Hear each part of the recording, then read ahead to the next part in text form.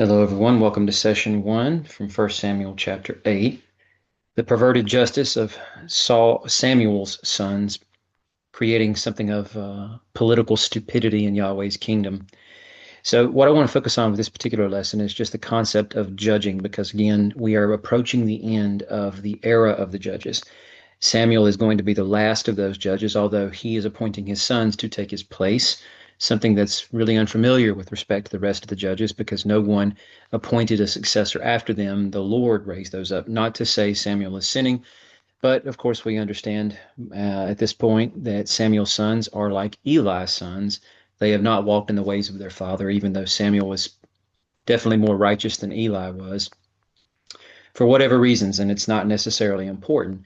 But just focusing on the idea of judging for a second, we understand that this in and of itself has a storied past, a legacy within Israel. We focused on that as we were moving through the stories of the judges, and I pointed back every one of those stories to Moses and the fact that Moses was judging the people of Israel as early on as their time at Sinai in Exodus 18. His father-in-law even asked him what he was doing out there all day long, and he said he was there to hear the cases of the people as they inquire of God, wanting to know what's right, what's wrong, as disputes arose, or perhaps just as a general point of learning.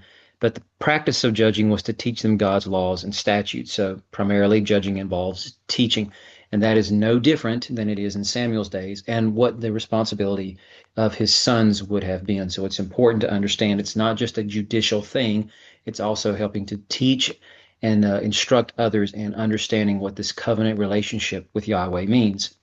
In Deuteronomy, Moses, 40 years after this advent of the judgeship within Israel, he admonishes the generation that's receiving the torch passed from him on to Joshua and that generation of people who will go in to conquer Israel, or I should say Canaan that will become Israel, that he had commanded their judges 40 years ago to hear the cases between each other, to judge rightly, even judge amongst the resident alien with impartial justice.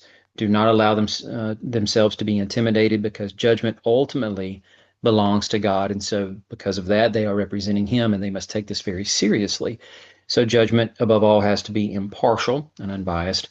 Even though we're not quite there in the text yet, Samuel will say once he anoints Saul as king before them, he asks anyone challenging them essentially to bring any charge they might have against him for anything that he has done.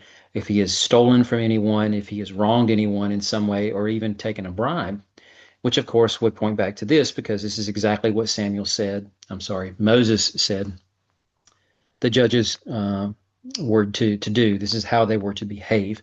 So Samuel clearly has judged impartially, and that sets us up for the scenario here with his sons because they are the primary focus of this passage, and the fact that his two sons, Joel and Abijah, sadly, have not followed in their father's teachings or in their father's character.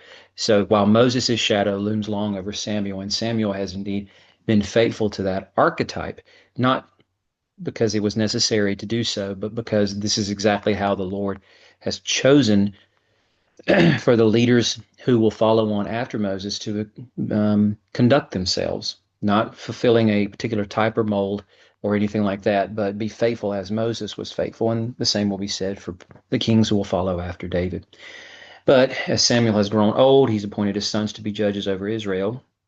And they judged in the furthest south city of Beersheba. But his sons didn't walk in his ways. They turned toward dishonest profit, bribes, and perverted justice. And so, again, this perverted justice is what spawns the political stupidity that comes afterwards, which is the demand for a king.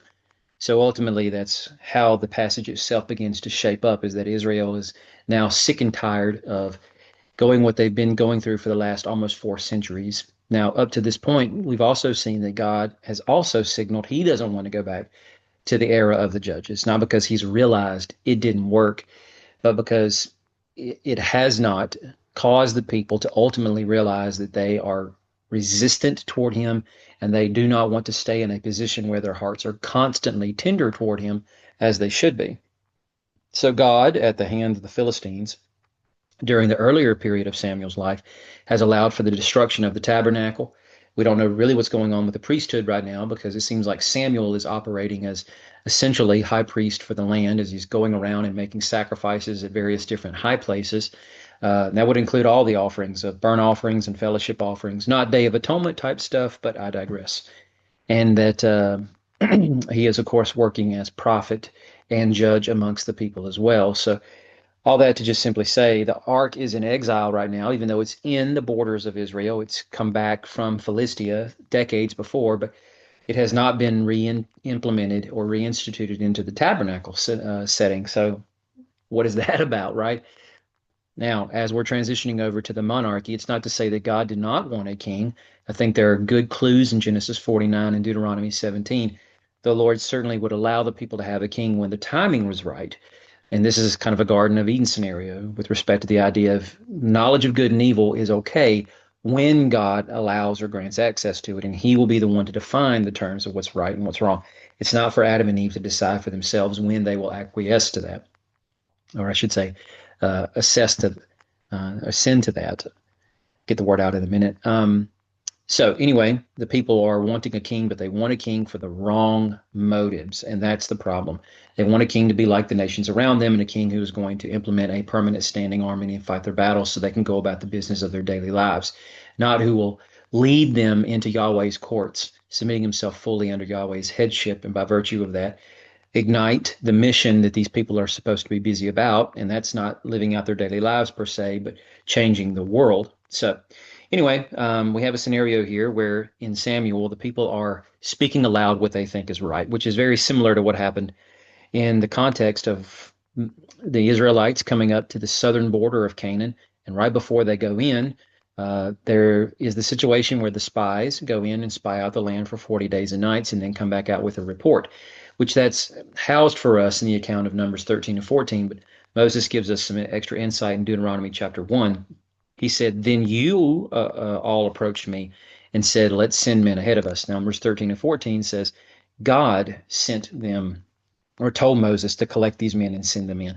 But it would seem like there was a collective approach here, but the people uh, bringing this plan to Moses, and maybe Moses shared this with Yahweh, and then Yahweh agreed, yes, and I will add my own stipulations to that, and that will be you choose one man from every tribe, and then they will spend 40 days and nights in the land, and they will bring out produce from the land to see that what I have reported through you is indeed true. So this is what they think is wise. It's not altogether wrong, nor is having a king wrong, but the reasons why they want the king in and of itself is wrong. So, of course, when we get back to Numbers 14, what happens when the 12 spies come out of the land? 10 give a negative report, but they have heard ultimately through Moses for the last year or so.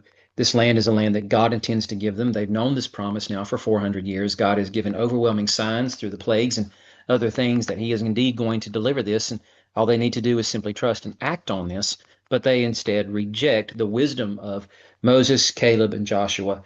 And they want to reject the Exodus altogether and just simply go back to the land of Egypt to be slaves forever. So they refuse the wisdom. Now, in Samuel's case, he's telling them all the bad things that can happen from having a king.